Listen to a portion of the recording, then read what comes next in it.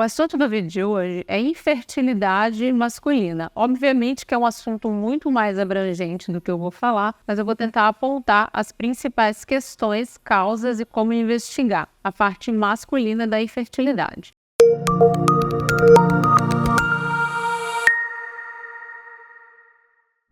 Olá pessoal, eu sou a doutora Samira Posse, sou urologista, falo aqui de São Paulo, onde atendo o público tanto masculino como feminino, consultas presenciais e online. Para quem tem interesse, maiores informações na descrição desse vídeo e vamos lá para o conteúdo. A infertilidade conjugal ela é definida como a ausência de sucesso nas tentativas de concepções durante 12 meses sem a utilização de nenhum método contraceptivo. Acredita-se aí que 8 a 15% dos casais não consigam ter sucesso nas tentativas de concepção durante esse período aí de 1 ano. E o fator masculino está associado a isso em até 10 a 20% dos casos com causa isolada. Quando associado ao fator feminino, ele chega a 30 a 40% dos casais. O ideal para as tentativas de concepção, quando o casal não consegue mapear exatamente o período fértil da mulher, é que eles tenham relação sexual pelo menos a cada 2 dias.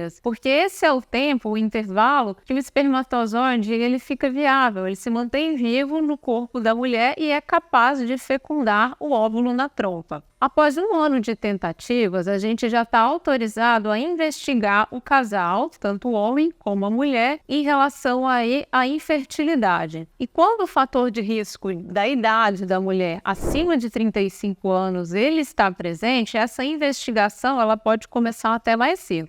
6 meses de tentativa, sem sucesso. Hoje eu vou falar das principais causas masculinas que levam à infertilidade. As causas femininas, pessoal, elas são investigadas pelo ginecologista, então a gente não vai entrar nesse mérito. Dentre os fatores masculinos, a gente cita, primeiro, as causas congênitas, aqueles fatores presentes ao nascimento, como, por exemplo, a criptorquidia, a ausência de testículos na bolsa escrotal, os testículos não descidos. Muitas vezes, os testículos nos meninos, eles ficam no meio do caminho da descida. Eles não descem para a bolsa escrotal, ou eles ficam na cavidade abdominal, ou eles ficam na região inguinal. Essa é uma indicação cirúrgica para crianças e adolescentes, porque isso pode comprometer, essa não descida pode comprometer a espermatogênese e levar a um quadro de infertilidade no futuro. Outra doença congênita é, por exemplo, a fibrose cística, que é uma doença pulmonar que pode levar à atrofia do ducto deferente. O ducto deferente é o ducto que leva o espermatozoide e elimina o líquido seminal, elimina o sêmen para que seja feita a fecundação.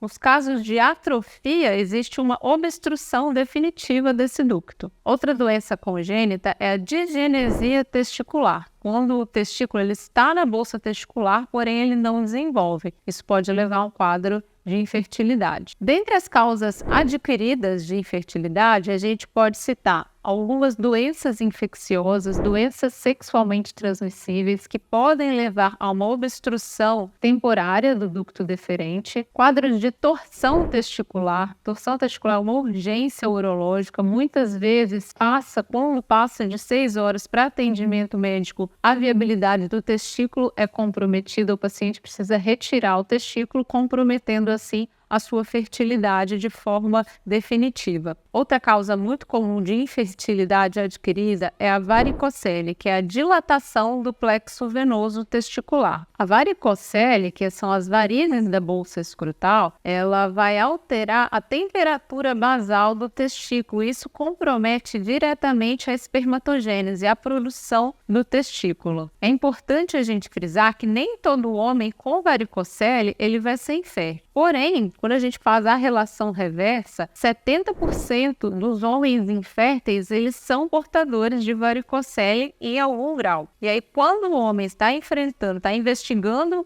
esse quadro de infertilidade e é portador de varicocele, existe a indicação de correção cirúrgica. Muitas vezes a gente observa uma melhora substancial do espermograma. Dentre outras causas de infertilidade adquirida, a gente pode citar os distúrbios hormonais, aqueles que envolvem a hipófise e o testículo, que mexem aí, que envolve o eixo neuroendócrino, que podem afetar a fertilidade, os espermogramas, as doenças crônicas, doenças imunes, quadros, por exemplo, de diabetes descompensados, insuficiência renal crônica, hemocromatose, são quadros que podem afetar, sim, o espermograma, levando à infertilidade. Outras causas comuns que precisam ser investigadas são as doenças genéticas. Nem sempre as síndromes genéticas elas são acompanhadas daquelas alterações características no fenótipo do paciente. Tem síndromes genéticas como, por exemplo, síndrome de Turner, Klinefelter, que podem sim ser dado diagnóstico por características evidentes. Porém, algumas síndromes elas só são diagnosticadas com a pesquisa de cariótipo. O paciente em investigação de infertilidade, que, por exemplo, apresenta no seu primeiro espermograma um quadro de azospermia, deve ser levantada a suspeita de uma síndrome genética oculta e, assim, a gente precisa solicitar um cariótipo, uma investigação cromossomial para esse paciente. Então, pessoal, o diagnóstico de infertilidade masculina, ele é dado basicamente pelo espermograma. O espermograma, ele deve ser colhido no laboratório, porque ele é um exame extremamente suscetível a alterações ambientais. Diante do primeiro espermograma alterado,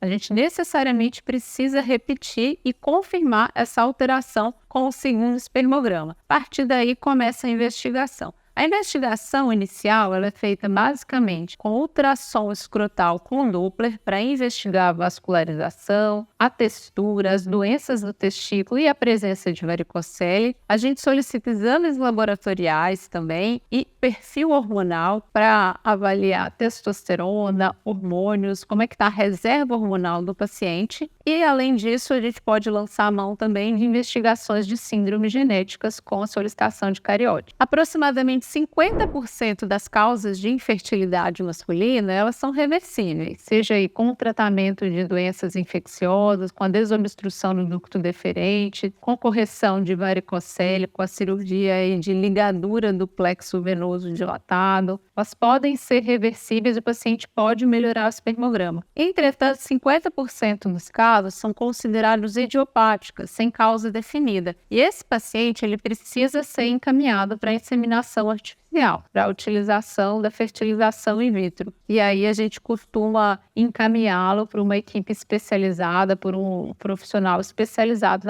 na parte de fertilidade. Se você achou o conteúdo desse vídeo interessante, obviamente que é um assunto muito mais amplo, que precisa ser melhor elucidado para o casal que está enfrentando essa dificuldade de concepção. Se você acha que vai beneficiar alguém, compartilhe esse vídeo, aproveite e se inscreva no canal, ative as notificações e fique por dentro do nosso conteúdo semanal. Um abraço, até mais!